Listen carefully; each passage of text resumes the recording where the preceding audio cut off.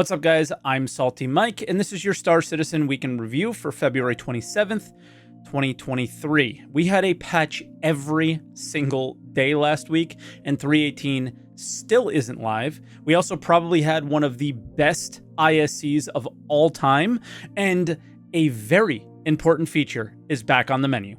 All that and more on today's Week in Review.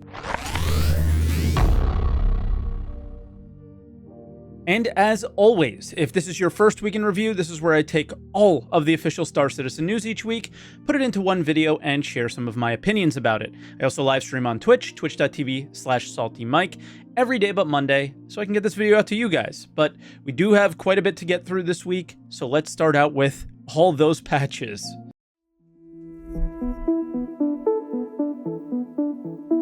And as you can imagine, given the fact that none of these patches resulted in a live build, they probably weren't very big. And for the Monday patch, it was quite small. All they did was fix a SCM keybind reset thing and a couple of crashes. On Tuesday, this is where the transit stuff started coming in, and this is what's really holding back the patch, apparently.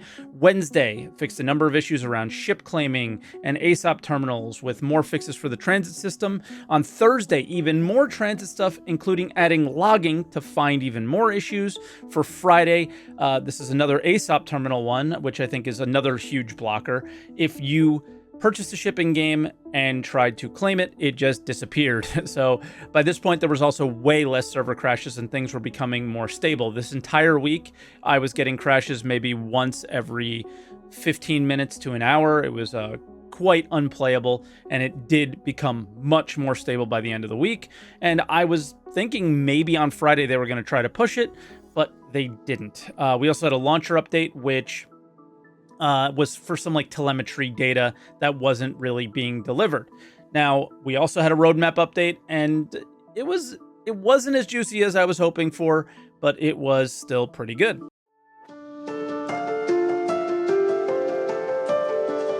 And right away, they started out adding a card to 3.18, and that's the Scorpius Antares, which I do find weird. Is this a 3.18.1 plan? I have not followed this ship that much, other than the fact that it's ridiculous. So is this thing in the PTU already? Is it in like, what's happening? Why is it on the 3.18 column?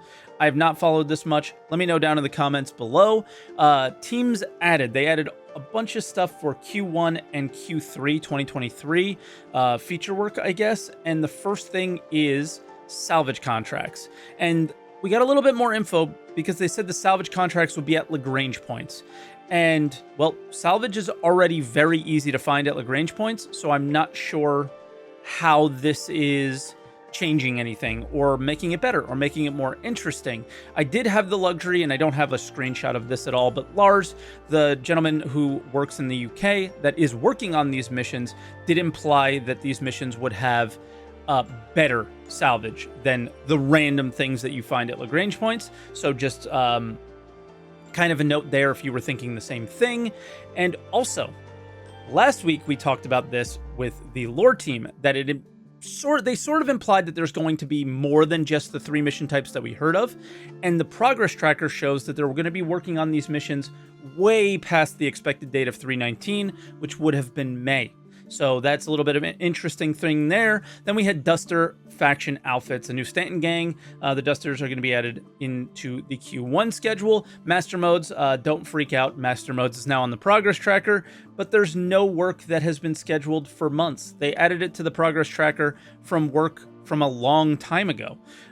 It was done last year, this work. So I'm not sure if this is another moment where, like, wow, the progress tracker is actually pointless, or if this is a moment of just like a mistake or something. I'm not sure what happened here. And then lastly, the thing that I implied in the intro, a much needed feature is back on the roadmap, and that is persistent HABs. And the reason that this is a big deal is this is another step forward with the cargo refactor. This is where we get freight elevators. This is where we get cargo timers. This is where we probably start to see a change in commodity prices and things like that in the near future.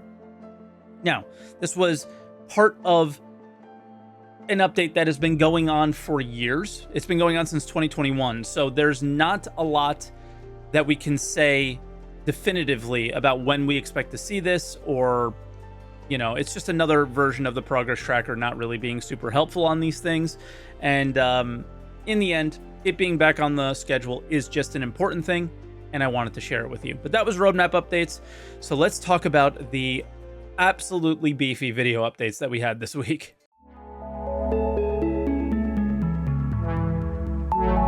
So let's start out with Inside Star Citizen, titled This Life of Mine. It was all about mining, and the team that worked on mining, well, they kind of owned up to some mistakes that they made about previous changes and how difficult mining is for new players versus experienced players, and they decided to make some sweeping changes. So what we tackled is a general balancing pass. That is, we adjusted all the items, all mineable heads, all mining heads, all sub-items that you attach to the mining head, the mining gadgets, everything now has different values. We cleaned it up drastically, so it is now clearer what are the positives of what mining head, what are the positives of a sub-item, what are the positives of a mining gadget, and what are the negatives that come with it. Everything has changed, and I think that they were very vague about everything here, so it's hard to tell exactly what changed, but just very much needed change. Now, this was not all. They also decided to balance something around mining that is way more important, in my opinion. We also touched the minables themselves. So all the minables that you find now have different values in terms of their resistance, in terms of their instability. So what we try to do is match certain mining heads with certain materials or resources that you find. So you will have mining heads that go better with, for example, aluminum, and others that might go better with iron. And this directly leads to the next thing. So we introduced finally iron.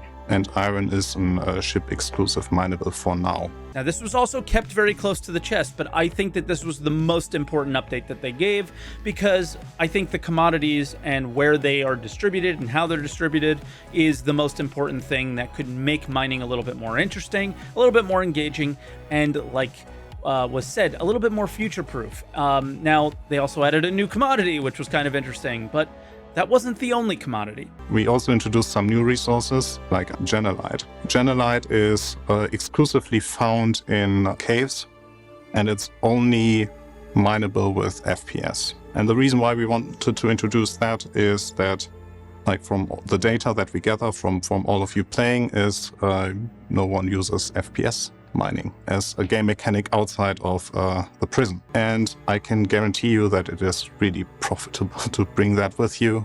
It's not as profitable as the mining as a profession, because if it's your day-to-day job, but it's like a nice golden nugget that you can find on your exploration tool. So next time you are in the caves, better bring a mining attachment with your multi-tool. Okay, this was still a very good idea, but I was still die on the hill that the fact that you just artificially make an item valuable is not going to make the game interesting or any fun.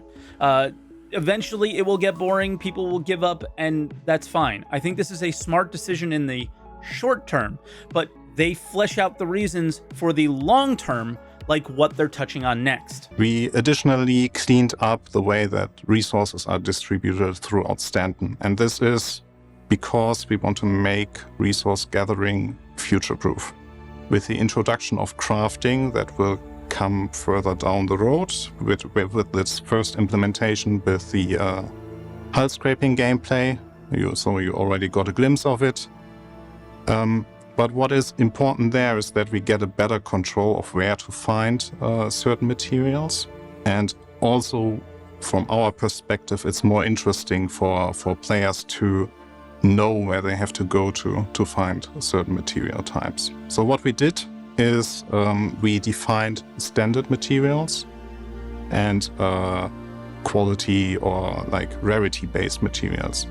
Standard materials are something like copper, like iron, like something that you know from real life is used in basically every every item that you find around. And those have distinct locations now within Stanton. For example, aluminum you can only find around Crusader, where copper you can only find around Microtech. This is a huge change, probably second to the distribution of things. Certain locations today have density of Quantanium, like I guess Illyria, right? That's where everybody goes to mine Quantanium, but they could still be found in a number of locations. And all the other balancing changes with this sets up for some really nice gameplay loops when they add purpose to the game, when crafting is there, when things are meaningful. Now, I do not by any means think that 3.19 is going to feel incredibly different from that perspective with these mining changes. What I think this does is sets up, and they did say this, is that this is going to set them up for the future. And when crafting is in, these are like laying the groundwork. And we can get excited about that, but laying the groundwork is something that's also been going on for many, many years. Now, I'm excited about these things, and I can understand if you're not, right? Like I've seen a lot of things in the comments on the React video to ISC and things like that, where you guys are overall negative about this. I can kind of see that perspective, but I'm just taking the viewpoint of, wow, they're finally doing the things that I think are important. Now, they also updated the mining UI, and I still don't see them making the changes that actually need to happen. They just reorganized everything a little bit. The laser pointer power is at the bottom right, and the distance from the rock is on the left. They said it would be more readable based on some color choices, but I don't see any of that in the video at all. They also added something else to the UI, which leads to a massive change. You need to know if the rock that you are targeting is actually mineable. For that, we even added a little helper that basically tells you, hey, it is very doable, it's an easy mining approach, it's a challenging mining approach, or it's an impossible one.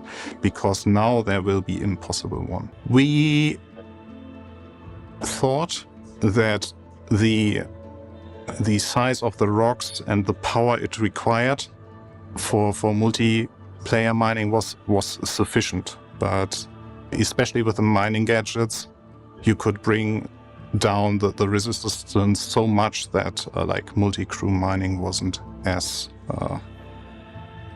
needed anymore as we actually intended. So we wanted to encourage players using the mole in a cooperative environment.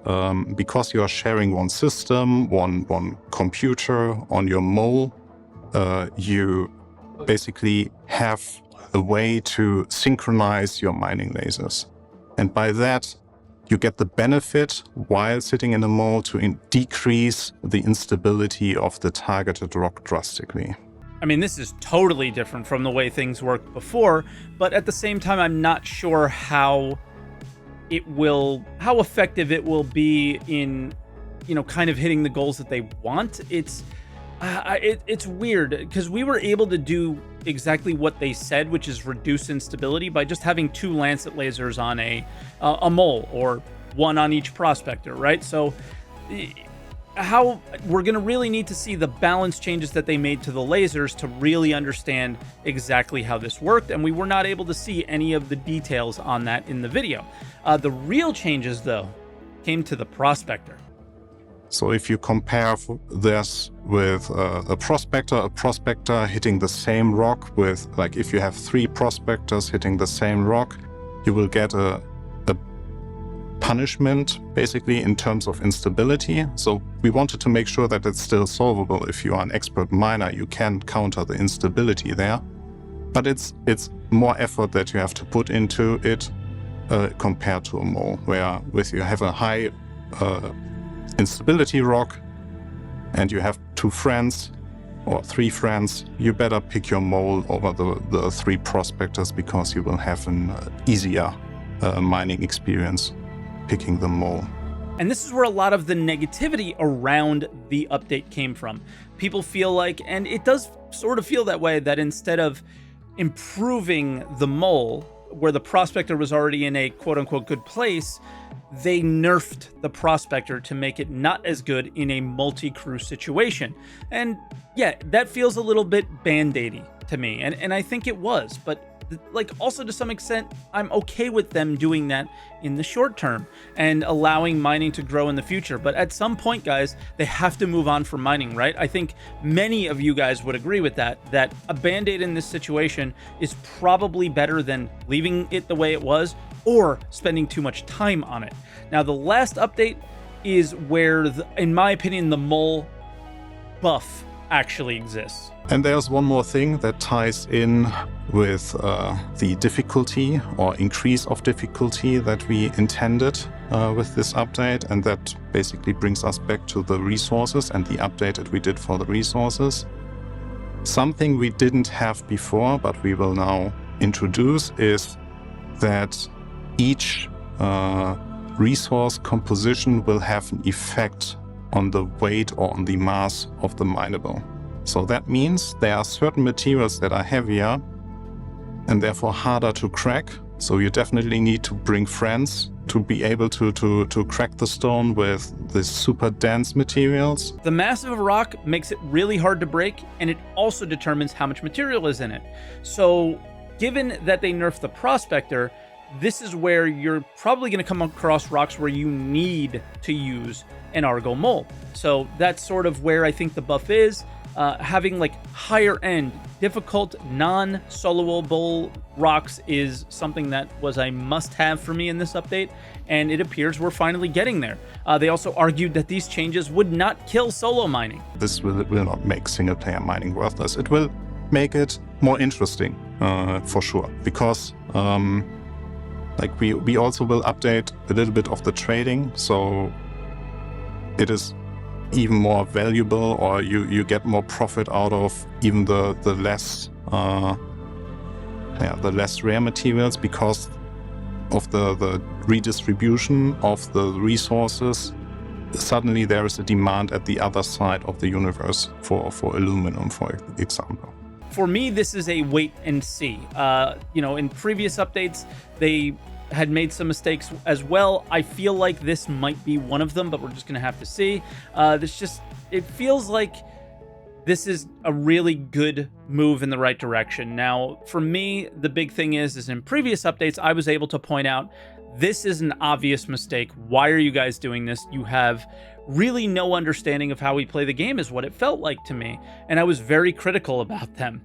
And in this one, I'm finding a difficult time being critical about any of these. It's more of a, hey, let's wait and see. These updates seem good. They're being pretty vague. Let's see what happens when we get it in our hands. And I think for me, especially with mining, that is a net positive, because in the past it was quite frustrating having to hear some of the updates that we had.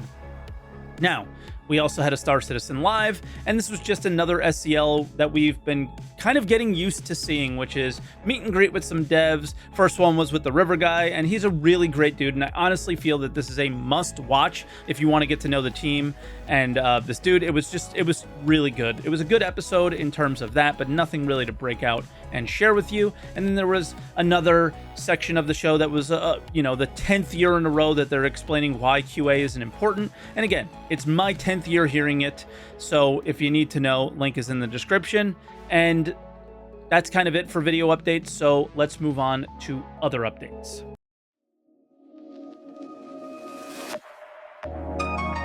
And for our last section, it is quite small. We had a sneak peek. This is apparently Ruin Station from Pyro. Really looking forward to going there after we see Server Meshing Meetings Part 20. And then we also had a jump point where there's a write-up on PES from Benoit and a little bit of salvage design discussion. And guys, that will do it for this week's Week in Review. Thank you very much for watching. I really appreciate you guys being here. Hit the like button, leave a comment down below on anything that we discussed today, and subscribe for more Weeks in Review. And I will see you guys in the next one.